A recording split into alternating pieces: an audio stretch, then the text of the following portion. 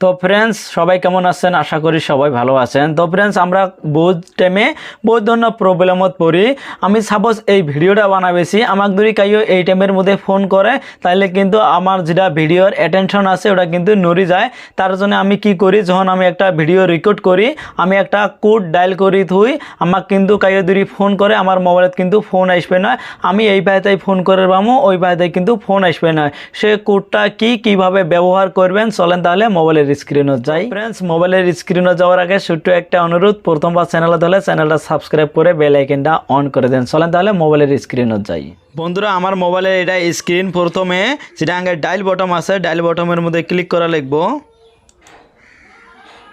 Dial বটমত আপনার type করা লিখবো *21*।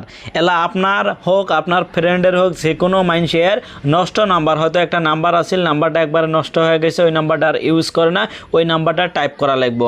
আমি এক্সাম্পল হিসেবে একটা দেখে দিবেছি, দেখেন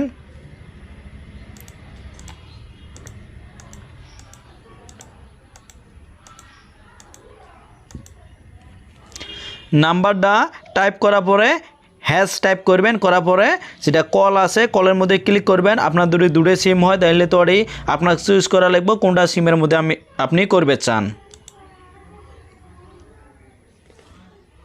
দেখেন এটা call forwarding registration was successful, এটা সাকসেসফুল হয়ে গেল।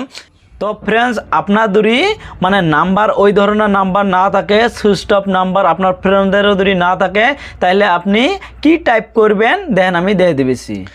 আপনি কি করবেন, ওটা টাইপ করবেন *21*01700 দিয়ে হ্যাশের মধ্যে ক্লিক করে ওটা কলের মধ্যে ক্লিক করবেন, তাহলে কিন্তু আপনারটাও সেভ হয়ে যাব।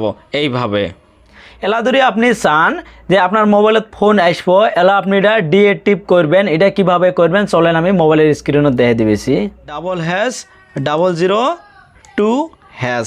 #002# এটা টাইপ করার পরে কলের মধ্যে ক্লিক করবেন, আপনার যেটা নাম্বার করছিলেন ওই নাম্বারের মধ্যে ক্লিক করবেন।